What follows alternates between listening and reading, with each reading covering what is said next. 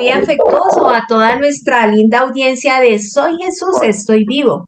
Este espacio que es una extensión también de nuestro libro que lleva el mismo título, donde narramos 100 testimonios de los milagros que ocurren en la adoración eucarística en postración. Hoy mi invitado es alguien muy especial, un colega colombiano, un maestro del periodismo, Juan Guillermo Ríos. Apreciado Juan Guillermo, gracias por estar acá, por aceptar esta invitación. Muy amable, muy gentil, me siento muy honrado contigo y con tus oyentes y con todos los que te siguen, estoy a la disposición. Gracias, Juan Guillermo. Bueno, ¿qué me motivó a hacer esta entrevista? Un testimonio que escuché de Juan Guillermo, yo creo que hace unos 6 años, que la verdad a mí me tocó el corazón. Y recientemente leí sus memorias, su biografía escrita pues por él y por su hijo Andrés, donde narra pues gran parte de su vida y bueno, de lo que les quiero llevar en este momento. Vamos a empezar con lo siguiente, apreciado Juan Guillermo. Muchas cosas, como les digo a mis seguidores, las van a encontrar en este libro, que son las Memorias con Paz, Amor y Buen Genio, escrito por Juan Guillermo Ríos y por su hijo Andrés Ríos López. Juan Guillermo, en aras del tiempo, quiero que empecemos con lo siguiente. Cuéntanos rápidamente un poco de tus orígenes. ¿Dónde naciste? Brevemente, ¿cómo fue esa infancia tuya en Medellín? Cuéntanos. En primer lugar, quiero darle gracias a Dios nuestro Señor por tenerme en esta comunicación contigo, con Marcela. Un abrazo muy especial, una bendición infinita, con el amparo de nuestra Virgen Santísima. No, mis orígenes fueron muy pobres. Mi papá era un pintor de brocha gorda, pintaba casas, y mi mamá, pues en esa época, una ama de casa. Éramos 12 hijos, murió uno, quedamos 11. Al día de hoy ya hay 10 porque también con el tiempo lamentablemente se me murió otro hermano. Y yo me crié en un barrio de Medellín que se llama el barrio Villahermosa, un barrio que queda en las laderas de las montañas de Medellín, en zona extremadamente pobre. Y mi mamá nos crió con mi papá con enormes dificultades. Como te digo, mi papá era pintor de casas de brocha gorda y murió muy joven. Y entonces mi mamá nos levantó a todos y nos crió y nos inculcó los valores espectacularmente valores cristianos, valores católicos, y con eso crecimos, con eso nos educó y ahí vamos para adelante. Como mi papá murió muy joven, a mí me tocó salir a pedir limosna, porque mi papá era el que llevaba la comida a la casa cuando trabajaba, como te digo, como pintor. Como murió muy joven, nos quedamos sin esa ayuda de él, entonces hubo un momento en que no teníamos nada para comer y mi mamá me dijo, pues mi hijo, vaya, coja esta olla y vaya a pedir el limosna a ver quién nos da comida. Y así en una casa nos daban una cosa, en otra, y así íbamos como llenando las necesidades para 12 y para 11 hijos, como te digo. Éramos 12, uno murió cuando nació y hoy somos 10, que otro ha muerto lamentablemente con el paso del tiempo. Grosso modo, ese ha sido el origen mío y la infancia y la adolescencia. Ok.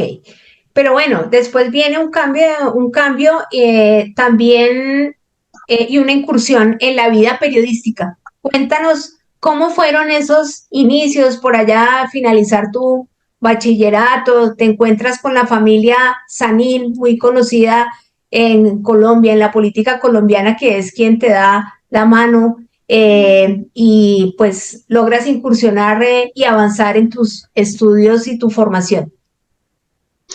Como te digo, mi papá era pintor de casas y un día lo contrataron para que fuera a pintar una casa en un barrio de Medellín, que en esa época era el mejor barrio, el barrio Laureles. Y resulta que era una casa de la familia Sanín Echeverry. Y allí eh, yo lo acompañaba los sábados porque estudiaba de lunes a viernes la primaria y el bachillerato, y lo acompañaba los sábados, y allí en esa casa conocí a una edad muy temprana, muy joven, todavía con uniforme de colegio, a Noemí Sanín, que posteriormente pues ya todos conocen y tú lo sabes supremamente bien. Fue canciller de la República, fue ministra de Comunicaciones, fue embajadora en Venezuela, embajadora en Londres, una mujer muy importante. Y la familia de Noemí, eh, como yo había conocido esa familia cuando fui con mi papá a pintar la casa de ellos, me pagó el estudio y me pagó el bachillerato en la Universidad Pontificia Bolivariana. Y entonces fue una colaboración espectacularmente extraordinaria que me sirvió enormemente. Ok, bueno, rápidamente cuéntanos, Juan Guillermo, cuando ya estás haciendo tus primeros pinitos en el periodismo, hay un cubrimiento de un secuestro que te abre las puertas al mundo periodístico y te cambia la vida y te trae a Bogotá. Sí, yo trabajaba en, en el noticiero Clarín de Medellín de la cadena Caracol, en Radiovisión, y estando trabajando ahí, se produjo el primer gran el primer gran secuestro, entre comillas, gran, por la importancia de la persona. Nunca antes habían en Colombia secuestrado a un hombre de la categoría, de la trayectoria y del significado político de Fernando Londoño y Londoño, que había sido ministro y era una persona supremamente importante. Él es padre o era el padre del actual exministro Fernando Londoño, Londoño. que tiene un programa muy escuchado en la cadena Super. Entonces, a mí me mandaron a cubrir el secuestro en Manizales, porque ellos vivían en Manizales. Don Fernando Londoño y Londoño vivía en Manizales. Yo fui a Manizales, estuvimos allí muchos días sin que se lograra saber nada de él, y un día, como a las 3 semanas, eran las 11 de la noche y los periodistas que estamos ahí cubriendo, la mayoría que dijeron, no, yo me voy ya para mi casa, unos en Manizales, otros en Medellín, y, y yo dije, pues yo me quedo un rato más a ver qué pasa. Como a las 12:01 de la mañana, yo estaba parado en la puerta de la familia Londoño en Manizales cuando vi venir un señor, y a medida que se acercaba, lo identifiqué y me di cuenta que era nada más y nada menos que don Fernando Londoño y Londoño. Entonces yo lo saludé y le dije, don Fernando, soy Juan Guillermo Ríos, soy periodista de Caracol en Medellín, por favor, quiero que me conceda una entrevista. Y me contó todo el periplo que él vivió, cómo fue secuestrado y cómo lo liberaron. Yo me trasladé inmediatamente en Manizales a las dependencias de Caracol en Manizales, y desde allí llamé a las 11 o 12 de la noche a Caracol el Medellín y les dije, mire, póngame un extra. En esa extra en el lenguaje de la radio es cuando se anuncia una noticia extraordinaria, extra, extra, extra. Y entonces me dieron el cambio a mí, yo dije, atención, acaba de ser liberado don Fernando Londoño y aquí estoy para entrevistarlo. Y le hice una entrevista que fue un éxito y yo la había yo había llamado a Caracol Medellín, pero fue tan importante esa entrevista por la liberación de, como te digo, el primer secuestrado importante que hubo en Colombia, que Caracol Medellín llamó a Caracol Bogotá y el director de noticias de Caracol en Bogotá era don Timo León Gómez Pachón. Y él dijo, no, pongamos esa entrevista a nivel nacional. Y entonces yo por primera vez aparecí en una transmisión a nivel nacional. Cuando terminó el reportaje, don Timo León Gómez me saludó ya fuera del aire y me dijo, mire, eso es un éxito, usted es un gran periodista, quiero que se venga inmediatamente a trabajar en Caracol Bogotá. Y entonces yo llegué a trabajar en Caracol Bogotá en un 20 de julio, en la década, finalizando la década de los 60, y ahí comencé mi carrera periodística en Bogotá. La que había empezado en Medellín, la continué en Bogotá hasta el día de hoy. Ok, bueno, pero ya esa llegada a Bogotá cambia todo, totalmente, cambia, le da un giro de 180 grados a la vida de Juan Guillermo, porque Juan Guillermo cambia absolutamente en todos los sentidos, tiene la oportunidad de cubrir los grandes acontecimientos que ha vivido Colombia, la toma del Palacio de Justicia, la toma de la Embajada Dominicana, hasta el Papa. Hasta Juan Pablo II estuvo por allá. Cuéntenos rápidamente, Juan Guillermo, cómo fueron, digamos, esos grandes acontecimientos que tuviste la oportunidad de cubrir a lo largo de esos años dorados del periodismo. No, trabajando, como te digo, en Caracol Bogotá, ya me asignaron como fuente de cubrimiento la Casa de Nariño, o sea, la Presidencia de la República y el Congreso de la República, y eso para un periodista de provincia que acababa de llegar de Medellín a Bogotá, pues era un logro extraordinario. Y cubriendo eso, tuve oportunidad de conocer a los presidentes.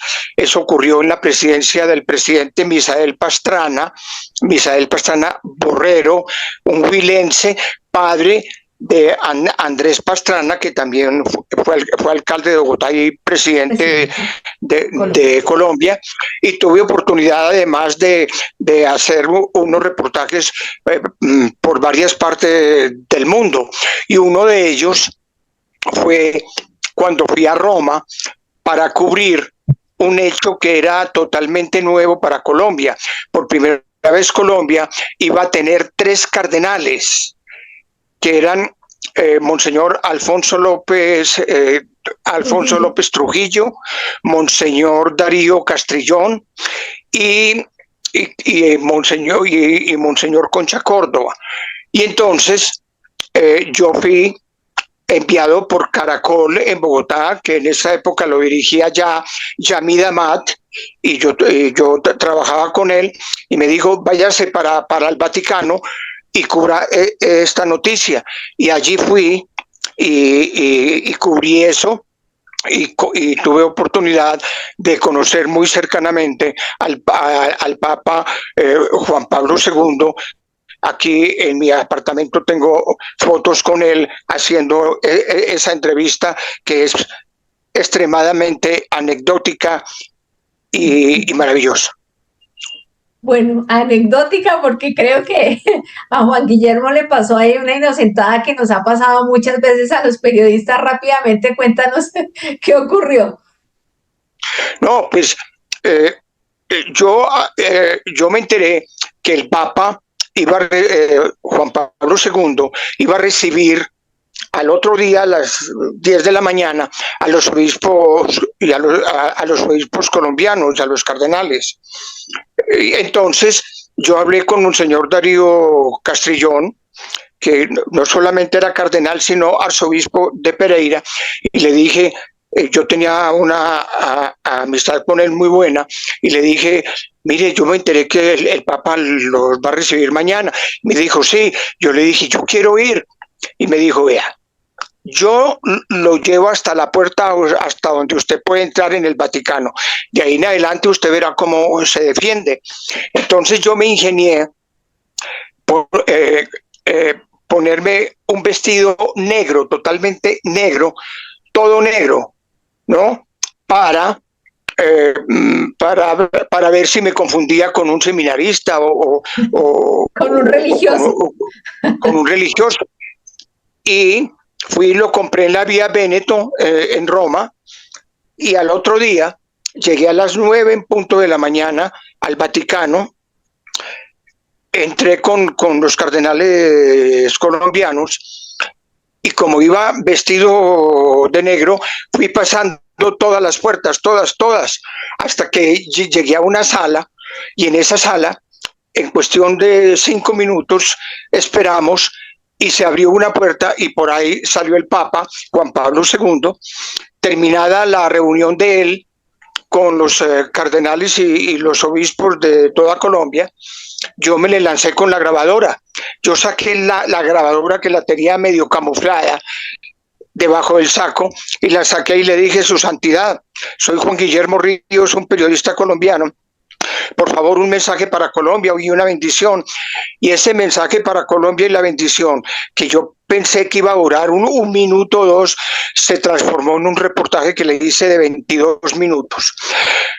Salí de ahí, volado para el hotel, y yo trabajaba, como le digo, en Caracol, en Bogotá, con un director que tenía en esa época, que es Yamid Amad, aún hoy está vivo, es el director de CMI, y le dije, Yamid, pon un extra que acabo de entrevistar al Papa.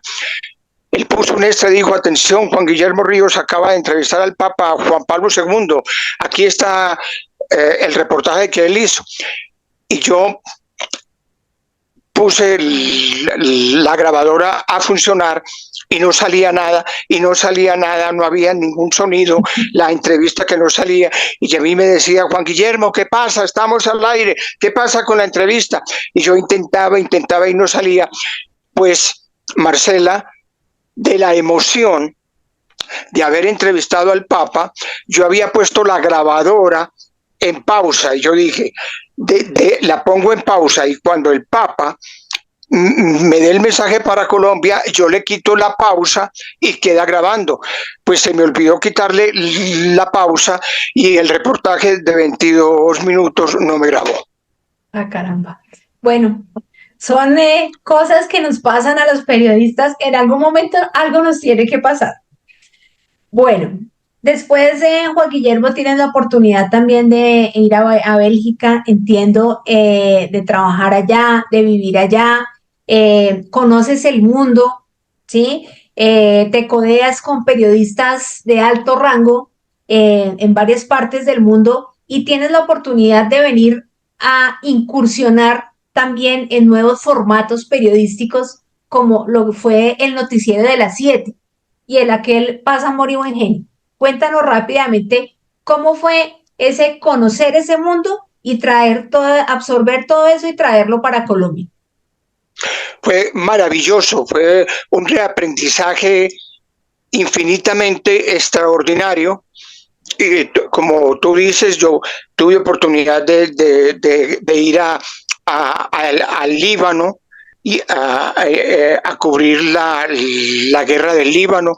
Estuve en Irak cubriendo la guerra entre Irán e Irak. Estuve en muchos países en Europa y y conocí culturas e idiomas que yo en mi infancia y en mi adolescencia, tan pobre como la tuve, nunca soñé ni me imaginé. Y eso enriqueció mi carrera, enriqueció mi formación y desde luego me dio una experiencia extraordinaria. Para mí eso fue uno de los elementos más extraordinarios que he vivido en el periodismo. Y tuve oportunidad de entrevistar a Arafat, Yasser Arafat, cubriendo la guerra del Líbano. Y recuerdo que cuando me despedí de él en el puerto de Beirut, que yo supe que Arafat se iba en un barco para Chipre, fui y me le presenté, igual que lo hice con el Papa y con don Fernando Londoño. Londoño le dije, mire, mi nombre es Juan Guillermo Ríos, soy periodista colombiano, y me permitió entrevistarlo. Y con una anécdota, al final de la entrevista, Arafat me regaló el kefiev. El kefiev es lo que los árabes llevan alrededor del cuello, como una bufanda. Y inclusive ahí lo tengo ahí guardado como recuerdo de esa experiencia. Como tú dices, son experiencias, unas buenas, otras no tan buenas, que vivimos los periodistas. Ok. Y cuando vienes a Colombia, ¿habías ido a Estados Unidos a mirar cómo se hacían los formatos de televisión para esa época? Y prácticamente tú eres el que hace la apertura de esta revolución periodística donde el reportero es el mismo que conoce la noticia, la cubre y la presenta. Cuéntanos un poquito de cómo fue esa experiencia y ese aporte también al periodismo. Yo yo iba a comenzar a trabajar como socio y como periodista con Felipe López, el hijo del expresidente López, y que fue dueño de la revista Semana, en el noticiero de las 7. Entonces yo le dije a Felipe, mira, yo me voy para Estados Unidos porque quiero saber qué teorías y qué técnicas de la comunicación y de la información están vigentes para yo aprenderlas y traerlas a Colombia. Y evidentemente me fui para Estados Unidos, estuve en Washington y luego en Nueva York. Y en Nueva York logré conocer a Dan Rather.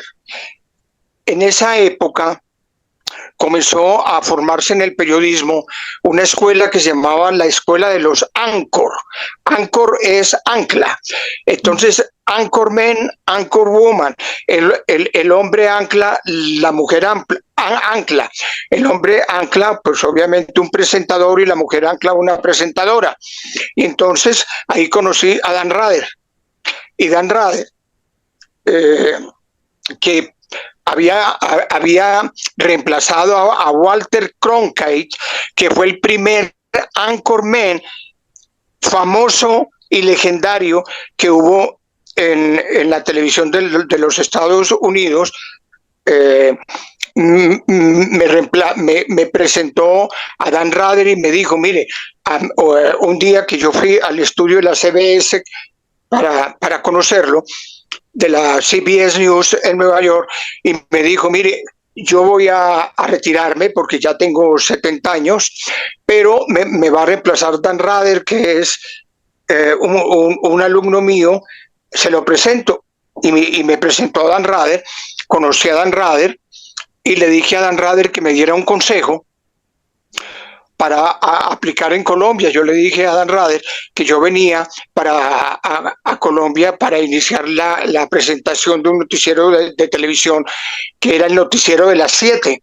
Y él me dijo, no le doy ningún consejo porque yo no soy nadie para dar consejos, pero si quiere que le cuente algo mío, simplemente sea usted, mantenga su estilo, cree un estilo nuevo.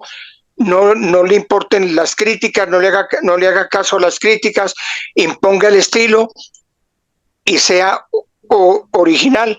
Y así me vine para Colombia y ahí empezó el estilo mío del noticiero de las 7, implementando y trayendo yo la teoría de la comunicación que había visto y aprendido en Estados Unidos, la del Anchorman que me había enseñado Walter Cronkite y Dan Rather. Ok. Bueno, aquí voy a resumirle un poquito a la audiencia que esto tú lo cuentas en el libro y es ese eslogan de paz, amor y buen genio. Creo que fue algo como que se te vino un flash que tuviste al finalizar una emisión del noticiero después de pasar unas noticias un poco tristes ese día pues quisiste transmitir un mensaje a la audiencia diciéndoles que se fueran a descansar y de pronto se te vino ese flash de con paz, amor y buen genio. No fue nada planeado, nada programado, pero desde ahí ese fue como tu sello personal y ha sido, ¿cierto? Sí, Marcela, fue un repentismo. Había sido un día de trabajo muy complicada, muy complicado. Y yo practicaba la teoría del anchor, que como te digo es el reportero que cubre la noticia. El anchorman o la anchorwoman es el reportero o la reportera que cubre la noticia en la calle, la edita él mismo y la presenta él mismo. Entonces yo traje ese estilo a Colombia y con ese estilo creo toda una escuela en el periodismo. Al principio no me fue muy bien en el rating, tuve casi un año de rating 1 y al año el noticiero de las 7 empezó a subir, despegó hasta llegar a marcar 70 puntos, que es el rating más alto que ha tenido un noticiero en toda la historia de Colombia, aún no superado hoy. Ese es otro de los logros en el periodismo, haber logrado sin superarse hoy el rating más alto que ha tenido un noticiero y un periodista en televisión, que es 70 puntos. Y eso se lo comento yo a las personas que me entrevistan, a los alumnos que he tenido en la universidad, para decirles que no importa que haya al principio tiempos adversos en el rating, lo importante es que uno vaya creando, que es lo que hace uno como periodista, uno va creando su propia pedagogía de la comunicación y a lo largo de esa pedagogía se la va enseñando, se la va transmitiendo a los oyentes, a los televidentes y a los lectores, y eso fue, Marcela, lo que yo hice. Ok, bueno, sin embargo ya me quiero adentrar en otros campos y es que ya para esa época de tu vida, Juan Guillermo, pues tú ya tenías un estatus, un reconocimiento nacional, incluso internacional, ya eras un periodista pues de bastante peso, ¿sí? De bastante influencia, económicamente tu vida también ya estaba en otro nivel, diferente, o sea, ya esos tiempos de la mendicidad y de la pobreza en Medellín eran cuento viejo. Estamos hablando de otro Juan Guillermo que estaba a otro nivel. Cuéntanos, Juan Guillermo, cómo eras tú como persona en esa época y cómo eras tú con tu equipo de trabajo, con tu familia. ¿Cómo cambiaste? ¿Cómo se dio ese contraste? No, pues el éxito se me subió a la cabeza, se me subieron los humos y como tenía el rating más alto de la televisión, yo era un periodista al que los presidentes lo llamaban.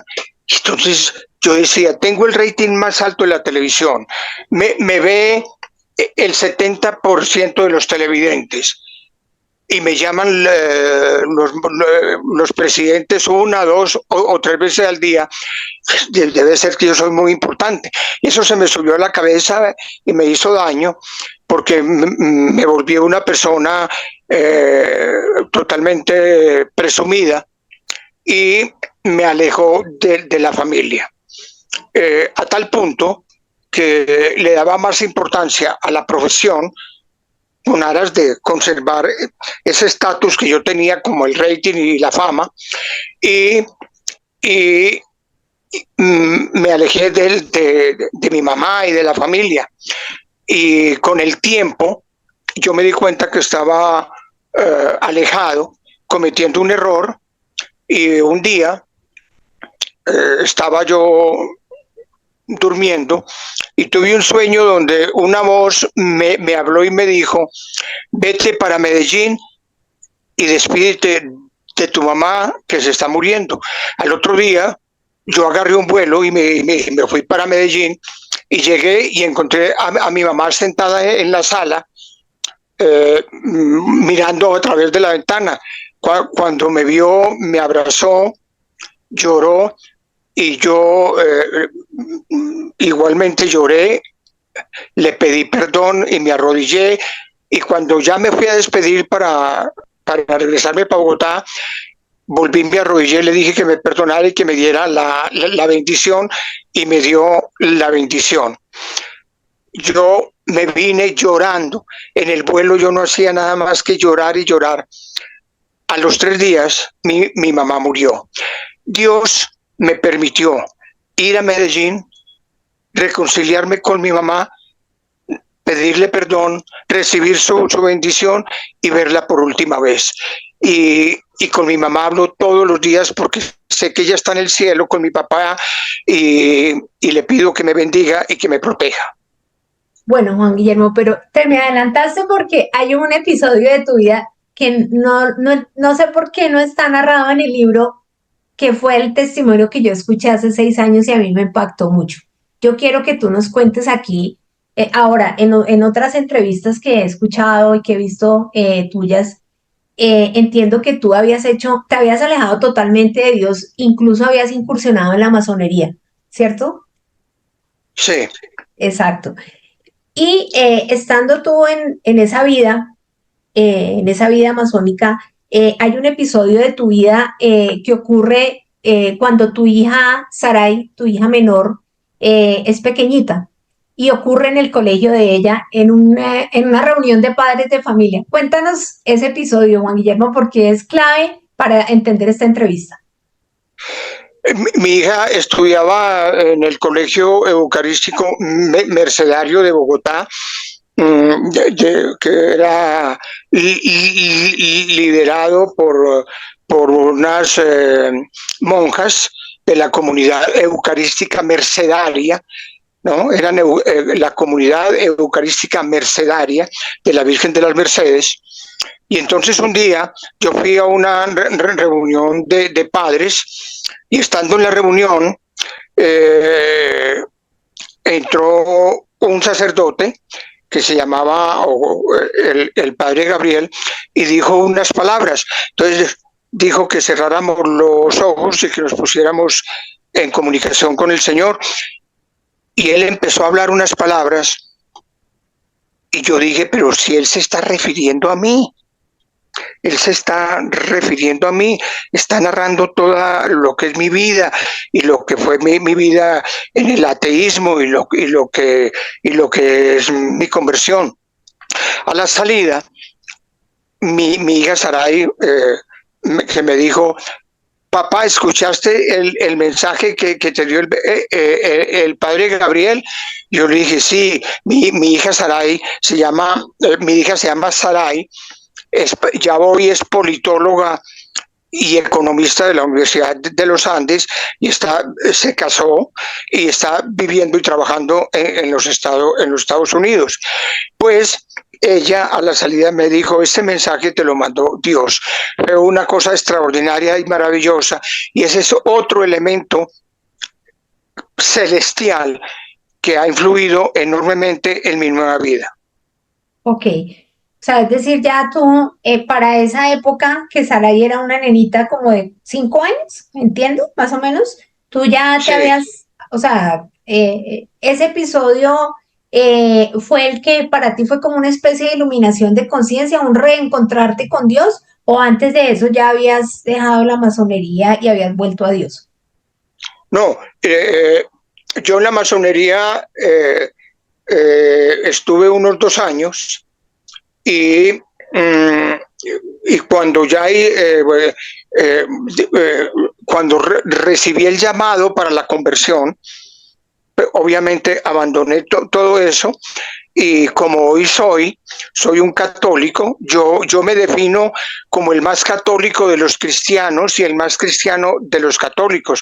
Soy un creyente que va a la Santa Misa con la comunión, y todos los días oro, y soy una persona que todos los días le pide a mi mamá, a mi papá, a mi hermano Jaime Humberto, que te digo que fue el que murió, y a un sobrino que también murió, que intercedan por mí ante Dios para que me bendiga, y que la Virgen siempre me cubra con su manto, y eso para mí es fundamental, porque eso me hace más fuerte todos los días, porque me demuestra a cada instante el infinito poder de la oración. Okay.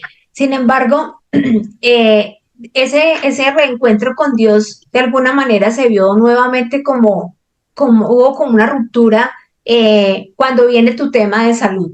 Cuéntanos, Juan Guillermo, cómo empezó a afectarse tu salud y ese episodio grande que también dio un giro a tu vida total.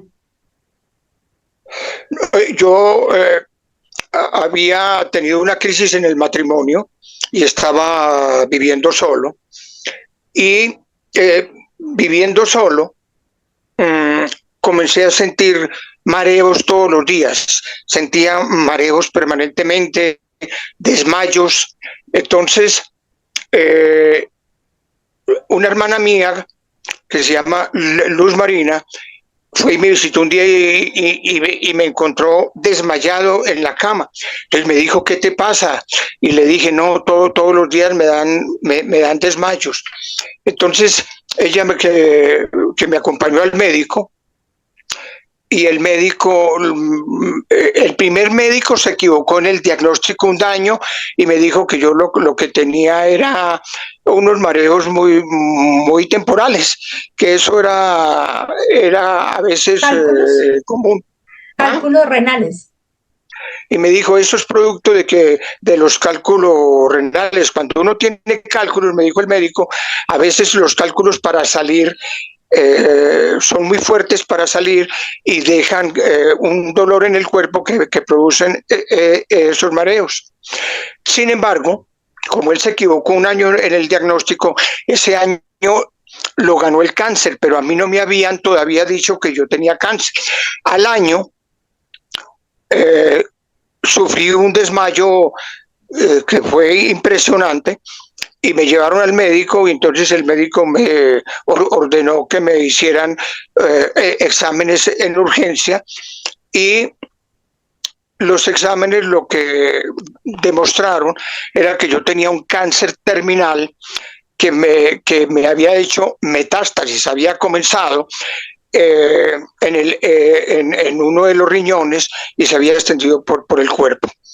Me operaron, y en una de las operaciones, al día de hoy llevo 40 cirugías, y en una de las operaciones uno de los médicos dijo, mire, esta operación que le voy a hacer es de vida o muerte. Le sugiero que se reúna con sus hijos y se despida de ellos, porque el 99% de los pacientes que uno opera de una cirugía como la que tengo que hacerle en este caso, pues muere, se queda en el quirófano. Y es muy difícil que, por todo el antecedente suyo de las enfermedades, usted sobreviva. Yo me despedí de los hijos, fui a la cirugía, que se demoró 8 horas, y cuando me desperté, lo primero que vi hacia el fondo fue al médico, y lo llamé y le dije, doctor, estoy vivo. Y me dijo, sobrevivió. Entonces ahí entendí que era otro mensaje que me tenía Dios, que no quería todavía que me fuera, porque había considerado que no había determinado de cumplir yo mi tarea que Él me había puesto en la tierra. Y aquí voy, aquí voy, o al día de hoy estoy sanado, estoy curado, estoy sellado y protegido por la sangre de Cristo. Y al uno estar en la vida sellado y protegido por la sangre de Cristo, pues uno está sanado y no hay ningún poder del mal que lo afecte o lo trastorne. Pero estuviste en coma 3 meses, ¿cierto? Desde diciembre Esto, hasta esto, abril, 4 meses casi. estuve casi 5 meses, estuve en coma 4 meses largos y y fue una experiencia impresionante. Yo recuerdo que durante el coma yo soñaba con aguas tormentosas, con tormentas, con cosas muy fuertes y, y yo recuerdo que mi hermana me decía que yo a veces en el coma gemía, intentaba como gritar y hacía unos gestos, así como si me Angustiantes, estuviera. ¿Cómo? angustiantes. Sí, así es. Hasta que un día me desperté del coma y me desperté como soñando un lago apacible con un resplandor maravilloso, una luz resplandeciente, una luz tranquila y oí una voz que me dijo, quiero que vivas y que hagas por otros lo que yo he hecho por ti. Y eso me permitió reafirmar mi camino de, de, de fidelidad a Dios como el que tengo hoy. Ok. Y te despertaste con una nueva profesora que te enseñó desde las vocales en adelante. Cuando yo salí del coma, como había pasado tanto tiempo en coma, desperté del coma, sin poder hablar, sin poder oír, con la vista muy afectada y sin poder caminar. Entonces mi hija Sarai, que para esa época tenía escasos 5 o 6 años, me visitaba los fines de semana y entonces me ponía, se daba cuenta que yo no podía hablar, que yo no podía caminar, que no podía casi oír, que estaba prácticamente paralizado, paralítico, inválido. Entonces ella eh, cogió un cuaderno que lo tengo aquí guardado, porque para mí es lo que se llama un incunable, donde me enseñó, me enseñó las planas, me enseñó la A, la E, la I, la O, la U, de nuevo, como si yo fuera un niño de kinder. Y me dijo, papá, esta se llama la A, repite A, repite E, repite I, repite O, repite U, y así me fue enseñando y luego me cogía la mano y me llevaba a intentar caminar hasta que por fin yo tengo en el cuaderno la primera plana que hice enseñada por ella con reaprendiéndome yo las vocales, la A, la E, la I, la U. Es algo espectacular, maravilloso, un milagro y una bendición infinita. Y un milagro después de que los médicos no daban un peso por esa vida, te daban unos pocos días de vida, entiendo. Y quiero que a través de esto, Juan Guillermo, le envíes por favor un mensaje de esperanza a las personas de pronto que están atravesando por diagnósticos similares o por situaciones críticas en su vida. Para las personas que están enfermas, que están algunas de ellas en situación extrema, para los que tienen dificultades en su relación con su familia o con sus hijos, o para los que no tienen empleo, para los que tienen algún tipo de dificultad, les dejo un mensaje. No importa cuál sea la tempestad en el ojo del huracán, no importa cuál sea la tempestad en el ojo del huracán.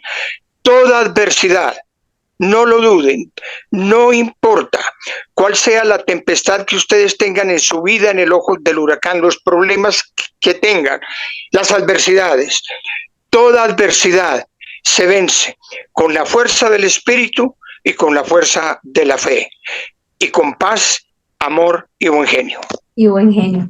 Bueno, apreciado Juan Guillermo, la última pregunta, y es, pues esto fue un cambio de vida. Hay un Juan Guillermo antes y un Juan Guillermo ahora, que es totalmente diferente a ese hombre soberbio que se enamoró del dinero, de la vida materialista. Hoy tenemos un Juan Guillermo totalmente diferente.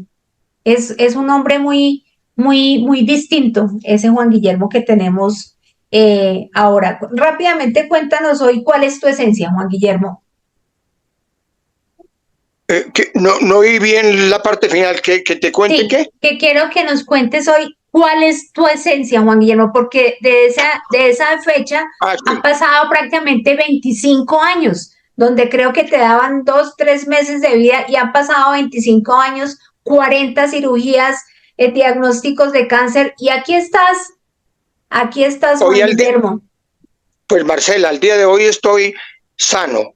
Como te digo, estoy sellado y protegido con la sangre de Cristo y con el manto de la Virgen María.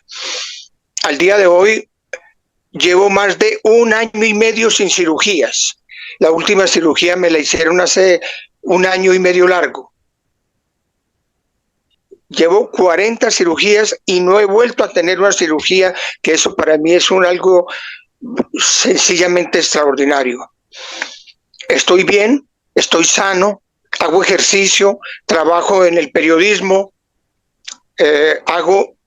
camino todos los días, hago ejercicio permanentemente, trabajo, vivo dedicado a mis hijos, que son extraordinarios, mi hijo Andrés, mi hijo Sebastián, mi hija Saray, a mi nieta Mariana, a mi nieto Juan Nicolás.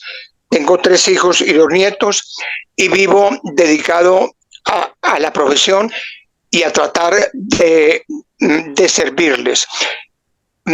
Visito los enfermos, y los enfermos que quieren que los visite se comunican conmigo o a través de una interpuesta persona. Yo voy y les cuento mi experiencia para que ellos luchen por la vida y también, como yo, salgan adelante. Lo importante en la vida es tener fe, tener confianza, saber pedir perdón.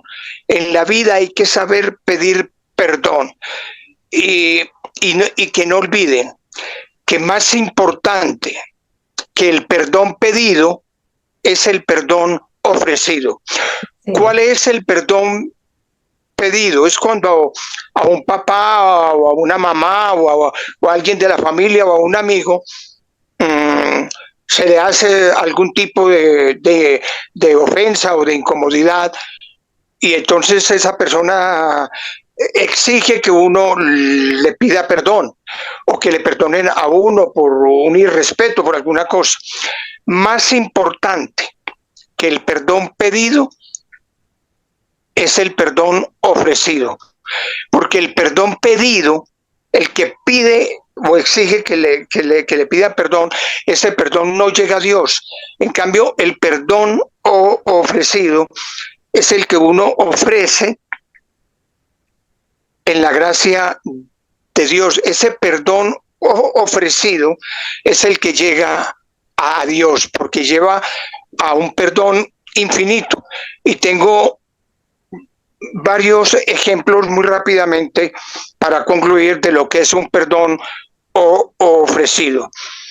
Un perdón ofrecido, por ejemplo, el de Mandela, Nelson Mandela, el de Sudáfrica, perseguido por ser negro, y por ser negro y por luchar contra el apartheid o la lucha contra la discriminación racial contra los negros en un país como Sudáfrica, que es 80% o más de mayoría negra. Nunca había tenido un gobierno negro, era gobernado por los blancos. Y Mandela cuando quedó libre de la cárcel después de 25 años de estar preso y de no ver el sol. La piel se le despigmentó porque no pudo ver el sol en más de 20 años. Mandela salió de la cárcel y se fue a buscar a las personas que lo habían puesto preso, a los blancos. Cuando los blancos se enteraron que Mandela los estaba buscando,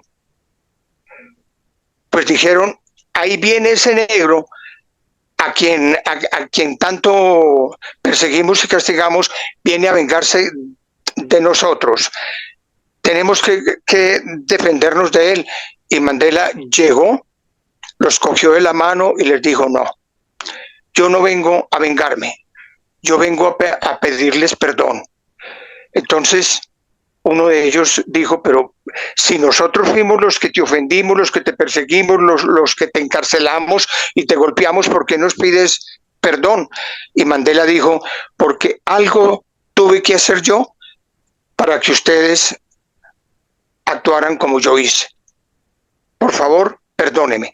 Ese es un ejemplo del perdón ofrecido. El otro es el de su santidad Juan Pablo II. Cuando le hicieron el atentado, tan pronto Juan Pablo II salió de la clínica, pidió que lo llevaran a la cárcel donde estaba el turco Ahmed. Y el agresor. Ahmed Escad, que fue el que le hizo el atentado, el que le disparó. Cuando le dijeron al turco Ahmed que el Papa quería visitarlo, él dijo, este tipo viene a vengarse de mí, porque como yo le hice el atentado, viene a vengarse de mí.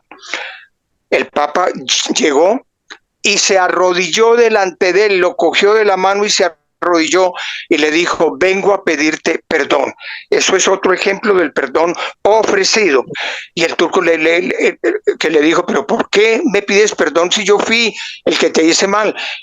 Y Juan Pablo II le dijo, ¿por qué algo tuve que hacer yo que no te gustó a ti, que tienes otra cultura y otra religión diferente a la católica, para que tú actuaras como actuaste?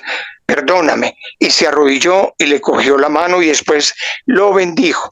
Y finalmente Jesucristo en la cruz agonizando, crucificado, a punto de morir con la Virgen al lado, al pie de la cruz, dice, Padre mío, perdónalos porque no saben lo que hacen.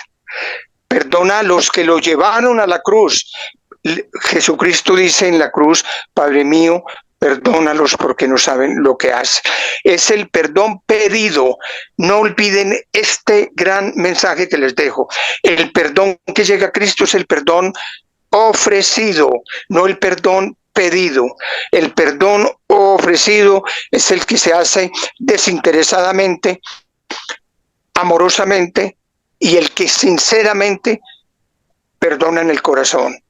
El perdón ofrecido es el que llega a Dios. Pues bueno, qué bella enseñanza que nos dejas hoy. Y un día tú te arrodillaste ante Dios y le pediste perdón. La última pregunta, Juan Guillermo. Tú seguramente ya en tu vida como el cristiano más católico y el católico más cristiano, cuando vas ante Jesús Eucaristía y te arrodillas, cuéntanos por qué Jesús está vivo, es real, no es un pedacito de pan, no es una miga de pan, Él está ahí, vivo, de carne y hueso, porque los milagros eucarísticos así lo demuestran. Cuéntanos desde tu experiencia. Cada que voy a la misa, a la Eucaristía, y que siempre pido perdón, siempre. Por las cosas mínimas, por las cosas ínfimas o por cualquier otra cosa que uno haya cometido, siempre hay un motivo para pedir perdón. Y le digo en la Eucaristía. Señor, gracias por permitirme tomar. Gracias por permitirme tomar de manera presencial el cuerpo y la sangre de tu Hijo Jesucristo. Dame tu paz, dame tu sanación, dame tu perdón y dame la reconciliación con mis seres queridos. Esa es otra oración que les dejo hoy todos los días. Oren y le dicen al Señor y a la Virgen: Sagrado Corazón de Jesús, Padre mío y Virgen Santa, dame tu paz, dame tu sanación, dame tu perdón y dame la reconciliación con mis seres queridos. Juan Guillermo, querido, muchas gracias, de verdad que, en nombre mío, en nombre de mi audiencia, te agradecemos infinitamente por todo lo que nos has contado hoy, por tu testimonio, por compartir un pedacito de esa vida tan enriquecedora.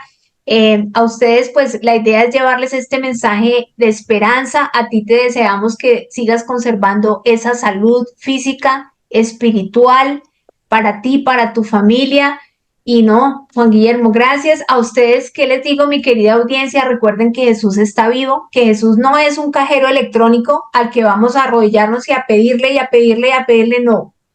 Vamos a hacer la tarea como es. Primero, a pedirle perdón, a darle gracias y tercero, a decirle que lo amamos porque Él necesita que nosotros le digamos que lo amamos, que lo consintamos también, que no lo dejemos solito en el sagrario. Entonces, Juan Guillermo, gracias por estar con nosotros. Querida Marcela, las gracias las doy yo, te las doy a ti por considerar tú que yo puedo serte útil. Y cada vez que me necesites, estoy a tu disposición, no lo dudes nunca. Me despido con una bendición infinita, con una gratitud infinita por ti y con paz, amor y buen genio. Y buen genio. Muchas gracias con este mensaje. Nos despedimos. A ustedes, mi audiencia bella, recuerden por favor ayudar a nuestra querida Marianita, que es un alma víctima, mística y reparadora. Ella hace estos santos rosarios en compañía de la Santísima Virgen. Entonces, aquí les dejo los datos para que por favor ayuden a Marianita en su apostolado. A ti, Juan Guillermo querido, un abrazo gigante y esta siempre va a ser tu casa para que todos recordemos que Jesús está vivo. Bendiciones. Bendiciones infinitas. ¿Te gustó este testimonio? Házmelo saber con un me gusta. Para conocer nuevos e interesantes testimonios y milagros del amor de Dios, te invito a suscribirte y a compartir los videos para que el mensaje de Jesús llegue a miles de corazones que buscan esperanza.